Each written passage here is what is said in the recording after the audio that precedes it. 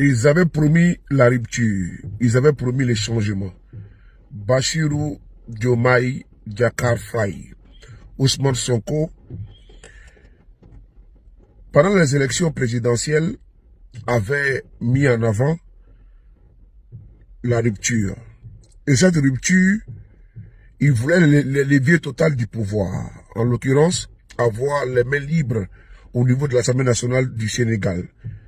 Ces choses faites, ils ont une majorité confortable. Aujourd'hui, vendredi, le Premier ministre, son Excellence Ousmane Sonko, lance un message fort de rupture. Toutes les bases militaires étrangères vont quitter le Sénégal. Ces choses faites. Le CFA, le panafricanisme. Ousmane Sonko lance un message depuis le Mexique. On écoute ensemble, c'est important. Monsieur le Président de l'Assemblée nationale, Mesdames, Messieurs les honorables députés, Mesdames, Messieurs les ministres et secrétaires d'État, Mesdames, Messieurs les anciens présidents de l'Assemblée nationale, Mesdames, Messieurs les représentants des corps constitués de l'État, Sénégalaises et Sénégalais, chers compatriotes. Monsieur le Président de l'Assemblée nationale, honorables députés, c'est avec un profond sens du devoir et une vision claire pour l'avenir que je me présente aujourd'hui devant cette auguste Assemblée. À cet effet, je prends la parole humble face à l'immensité de la tâche à accomplir.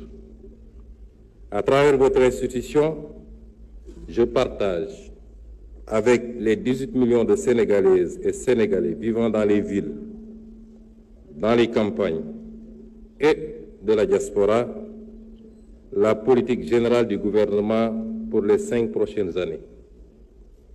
Adossée à une doctrine et des principes de rupture systémique pour les 25 prochaines années. En cette année 2024, les Sénégalais ont montré à 2 reprises à la face du monde que nous sommes un grand peuple, une grande démocratie. Beaucoup ont douté, mais les Sénégalais dans leur majorité ne l'ont jamais fait. Nous avons regardé l'avenir parce qu'il était synonyme d'espoir. Nous avons affronté les épreuves pour avancer. Avancer pour ne jamais sombrer. Notre nation ne s'est pas laissée perdre par le doute, parce que nous sommes un grand peuple animé d'une foi inébranlable et poursuivant un but commun par l'apport de tous. Et ce but, c'est la construction d'un grand pays qui compte dans le concert des nations. Alors, n'ayons pas peur de questionner nos certitudes. N'ayons pas surtout peur du changement. Monsieur le Président de l'Assemblée nationale, honorables députés, le 2 avril 2024, le Sénégal est entré de plein pied, grâce à la résilience de son peuple et à la détermination de sa jeunesse, dans une ère nouvelle de son histoire, l'ère d'une ambition restaurée, à la fois nationale et africaine, l'ère d'un projet commun taillé à la juste mesure des aspirations de notre peuple tout entier, l'ère enfin de la poursuite sincère d'une prospérité partagée par tous, loin des ressources pour quelques-uns. Cette ère nouvelle est une rupture, oui, en phase avec les orientations et l'exemple posé par le Président de la République, son Excellence M. Bassirou Diomaye Diakhar Faye. Il échoit à toute la nation sénégalaise de rompre de manière ferme et résolue avec certaines façons de penser et de voir notre cher pays, ainsi qu'un bon nombre de pratiques établies. Cela va sans dire, cette rupture impérieuse s'applique au premier chef au gouvernement d'alternative démocratique éclatante dont j'ai l'honneur et le redoutable privilège d'être le Premier ministre. Je viens dès lors partager avec vous les principes l'ambition et les orientations stratégiques du nouveau gouvernement, afin que nul n'ignore ce que nous voulons faire pour le Sénégal et comment nous le ferons. Le peuple sénégalais a voté de façon nette et massive pour le projet d'un Sénégal souverain, juste et prospère. Pour bâtir ce Sénégal du projet, il est impératif d'opérer une rupture d'une profondeur et d'une portée jamais vue dans notre pays. Jamais vue depuis notre accession à l'indépendance il y a 64 ans. En partant de la courbe plongeante de notre histoire. Le Sénégal d'hier, un pays modèle dans une Afrique conquérante, partie intégrante des grands empires et royaumes d'Afrique de l'Ouest du XIIe siècle à l'arrivée des premières puissances coloniales. Un pays de résistants dont les populations ont su maintenir leur dignité, leur culture et leurs principes forts de savoir-être aux heures les plus sombres des razzias et de la colonisation, y compris au prix du sang et du sacrifice anonyme de leur vie. Ce fut le cas lors de ce grave mardi de Nder, où les femmes sénégalaises, par dizaines, ont préféré la mort à l'esclavage et au déshonneur.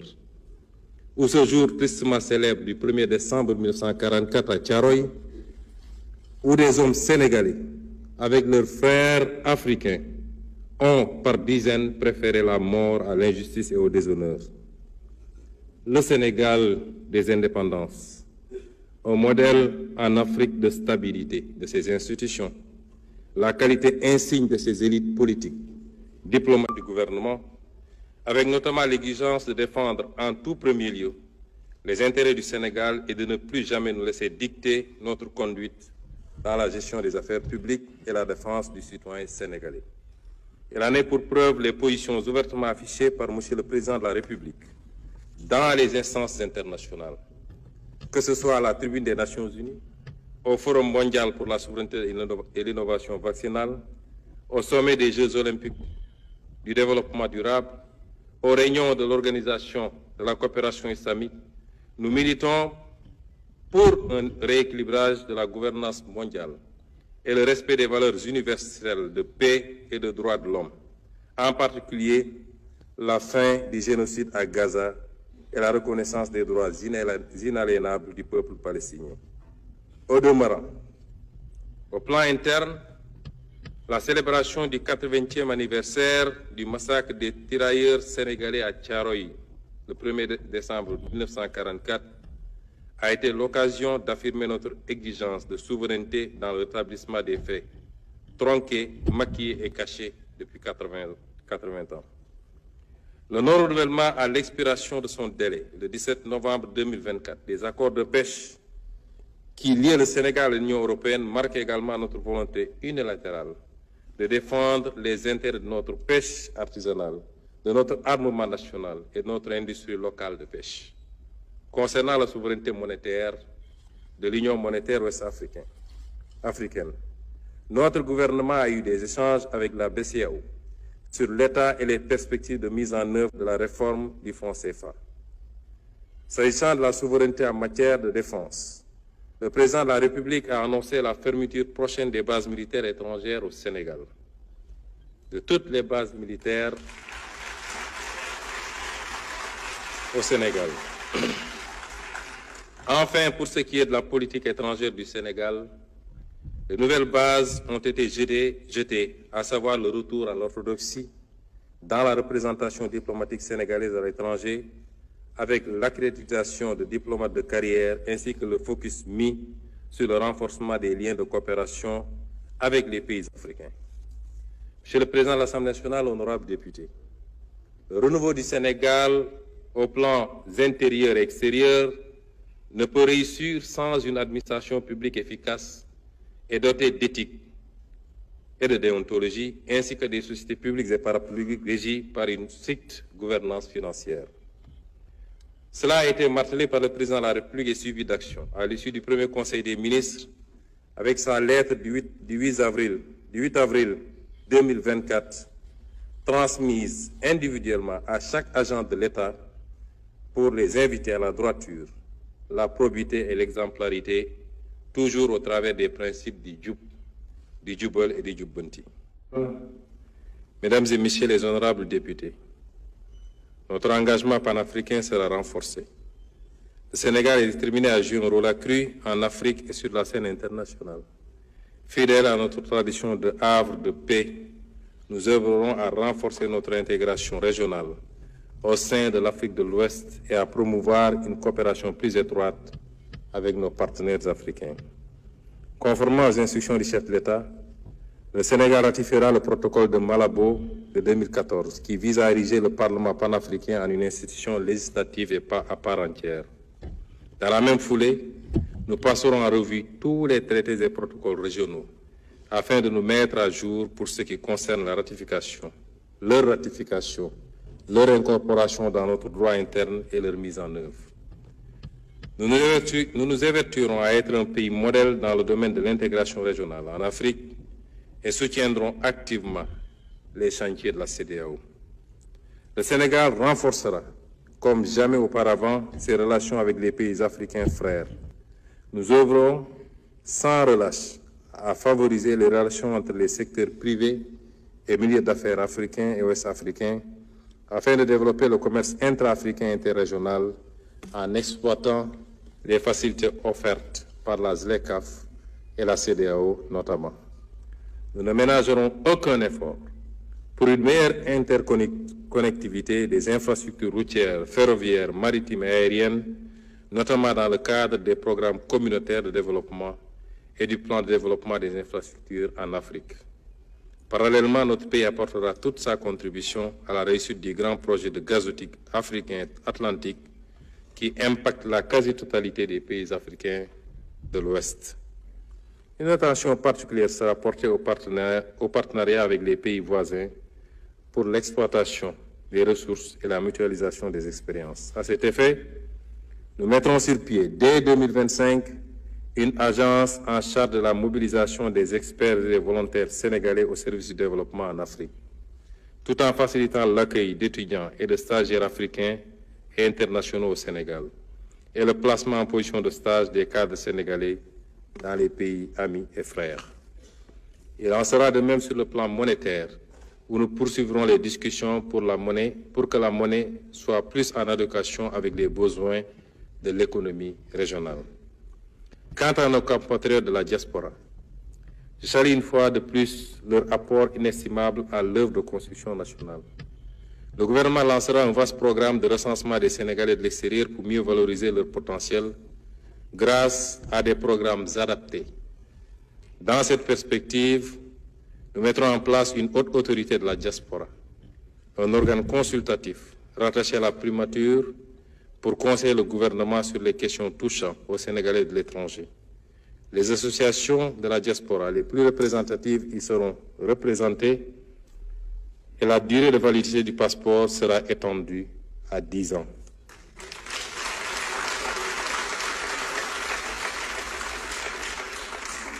Le gouvernement nommera des magistrats de liaison dans certains postes au-delà de l'entrée judiciaire. Le magistrat de liaison prodiguera des conseils juridiques aux compatriotes tout en les aidant dans les procédures judiciaires. En outre, nous entendons créer les conditions de mise en place d'une banque de la diaspora.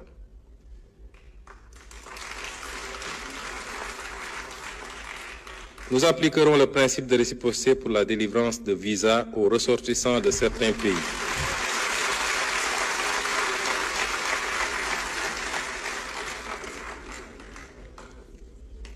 Nous appliquerons le principe de réciprocité pour la délivrance de visas aux ressortissants de certains pays qui l'exigent à nos ressortissants.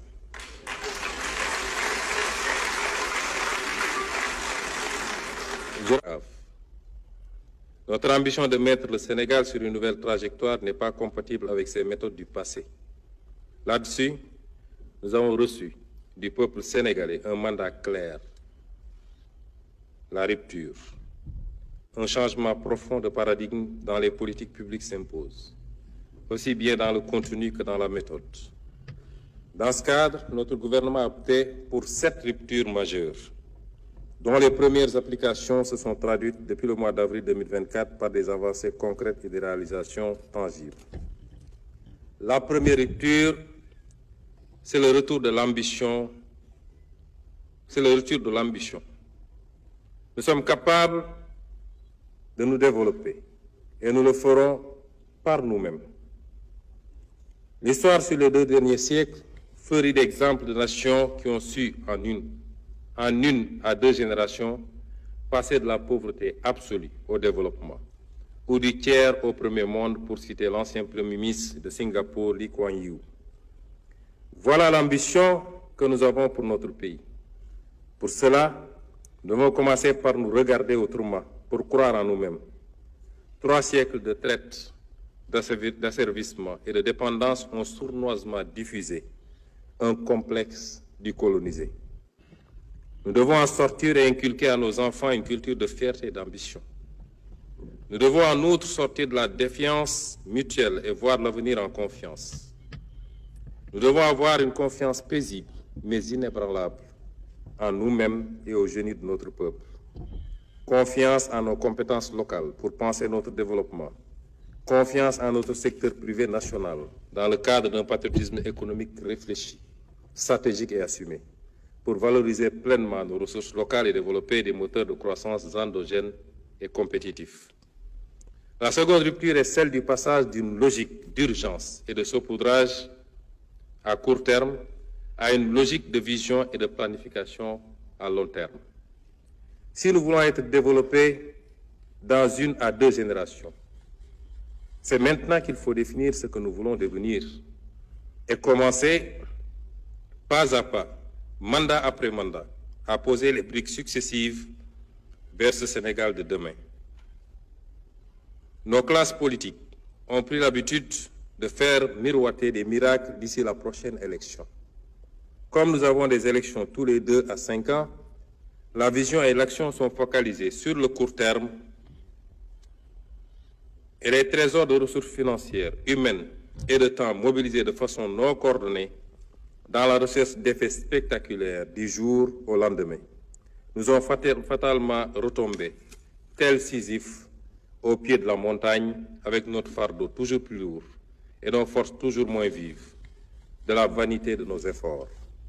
Dès lors, en lieu et place d'une vision ambitieuse, construite progressivement et méthodiquement, nous voyons une ribambelle de projets, d'urgences parfois douteuses, qui poussent comme des champignons et évoluent au fil de l'actualité et des inaugurations sur catalogue.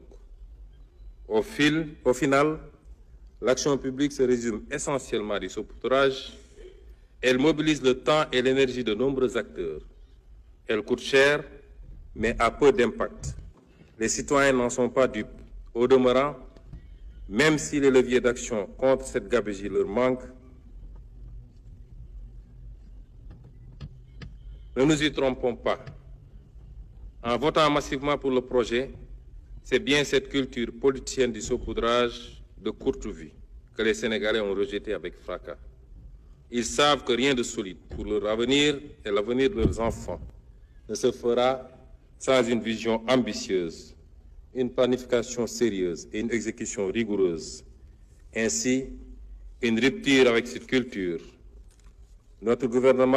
En rupture avec cette culture, notre gouvernement définira de façon précise le Sénégal que nous voulons pour demain.